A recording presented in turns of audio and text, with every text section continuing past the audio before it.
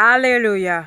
Bonsoir à vous, bien-aimés, où que vous soyez dans le monde. Je prie que vous respiriez la santé. Alléluia, par la grâce du Seigneur. Alors, nous le glorifions justement pour cette journée qui arrive à son terme.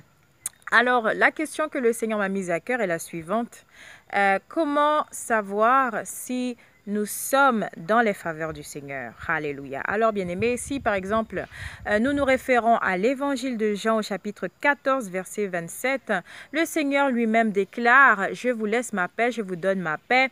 Je ne vous donne pas comme le monde donne, que votre cœur ne se trouble point. » Donc, nous voyons effectivement que cette semence divine que le Seigneur a fait habiter en nous le jour où nous l'avons accepté en tant que Seigneur et Sauveur, que cette semence divine fait que justement nos yeux et nos oreilles spirituelles sont littéralement ouverts et aiguisés dans la mesure où nous ne regardons plus à nos circonstances, nous ne regardons plus justement à nous-mêmes, sinon au Seigneur, et que nous nous affectionnons véritablement aux choses d'en haut et non pas celles sur la terre. Alléluia. C'est en ce sens que nous marchons véritablement par la foi et selon l'Esprit, parce que le Seigneur véritablement a crucifié notre chair avec lui et a fait qu'en renaissant avec lui, donc, nous embrassons absolument toutes ces vérités, nous embrassons absolument toutes ces promesses qui ainsi, bien aimés, se propagent dans absolument chaque aspect de nos vies.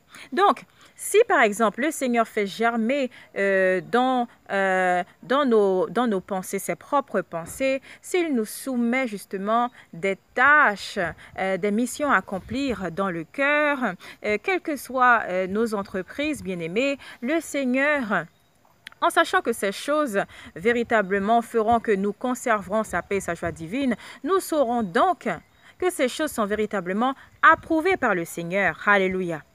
Parce que comme il est écrit également dans le livre des Hébreux, chapitre 11, verset 6, que sans la foi, ce n'est pas possible justement de plaire, d'être agréable au Seigneur, parce qu'il faut que ceux qui s'approchent de lui croient qu'il existe et en ce sens, sache qu'il est le rémunérateur de toutes choses. Donc, nous voyons, bien aimés, que si le Seigneur nous confère des missions, ce n'est pas en vain. Cela signifie véritablement qu'il assure nos arrières et que s'il faut justement aller contre le vent, parce que nous savons que ce monde dans lequel nous vivons, toute vérité a été changée en mensonge et tout mensonge en vérité, et donc la lumière est devenue ténèbres et les ténèbres en lumière. Nous savons ainsi qu'il faille parfois aller à l'encontre du vent, ce qui signifie qu'opposition nous aurons, ce qui signifie, bien aimé, qu'obstacles nous connaîtrons certainement. Mais encore une fois, bien aimé, puisque notre foi est activée et puisque le Seigneur lui-même est le garant de nos vies, il est le garant justement de nos âmes, alors bien aimé, le Seigneur fera que cette paix et cette joie divine qu'il nous a donnée demeurera même face à l'adversité. Et s'il faut que nous soyons justement un contre la planète entière, alors nous continuerons à faire ce que le Seigneur nous ordonne tout simplement. Et nous garderons en fait, justement comme je le disais, cette paix et cette joie divine, nous resterons affermis dans la foi et c'est ainsi que nous pourrons faire que notre prochain bénéficie de tout cela. Parce que lorsque nous venons à Christ, il ne fait pas uniquement de nous des enfants de Dieu, mais aussi des soldats de Dieu. Parce que, pourquoi soldats? Parce qu'en fait, bien aimés, cette guerre spirituelle, ce combat spirituel qui engage nos âmes au quotidien, fait que véritablement, cette réalité est nôtre. De la même manière que nous savons que Dieu existe, nous savons aussi que l'ennemi existe et qu'il milite contre les âmes. Donc, nous qui sommes soldats, notre devoir est également de pouvoir tirer la sonnette d'alarme, de pouvoir prévenir ceux et celles qui se seraient spirituellement endormis, donc qui se seraient endormis dans leur foi ou alors qui ne seraient pas conscients de ces choses parce qu'encore une fois, bien aimés, la parole de Dieu qui n'a pas véritablement été implantée en eux fait que ces personnes, ces personnes sont focalisées sur les choses de ce monde encore aujourd'hui et font de leur foi en ce monde ainsi que tout ce que ce monde comprend. Donc, c'est pourquoi, bien-aimés, il faut que nous continuions de prier pour toute âme captive afin que le Seigneur, par sa grâce, puisse leur ôter tout filet de l'oiseleur, puisse leur ôter tout voile spirituel. C'est en ce sens, bien-aimés, que justement, le Seigneur sait que cela lui est agréable parce que aimer notre prochain comme nous-mêmes, cela comprend le fait que nous puissions mettre de côté nos propres espérances, mettre de côté nos propres attentes, afin que notre prochain lui-même soit édifié. Parce que je vous rappelle, bien-aimés, ce corps du Christ que nous constituons, nous nous complétons les uns les autres. Il n'existe pas un seul membre qui puisse vaquer à ses propres occupations. Non, sans quoi ce corps ne serait pas complet, sans quoi ce corps manquerait justement de substance.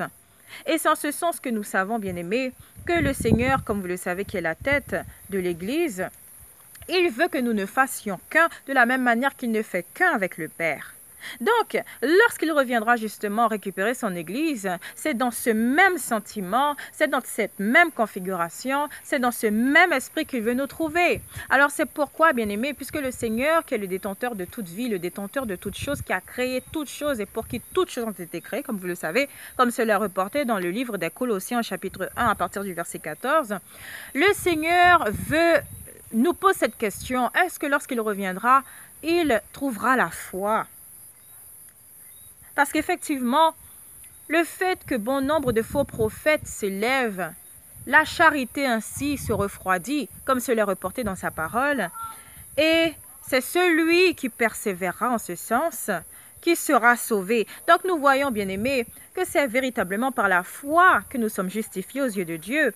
Mais le prolongement de notre foi se traduit par les œuvres. Donc ces œuvres, comme le Seigneur lui-même y fait référence dans le livre de l'Apocalypse, ces œuvres, bien-aimés, seront elles aussi testées. Ces œuvres-là, bien-aimés, seront ainsi testées par le feu pour voir quelle est leur substance, quelle est leur valeur en fait.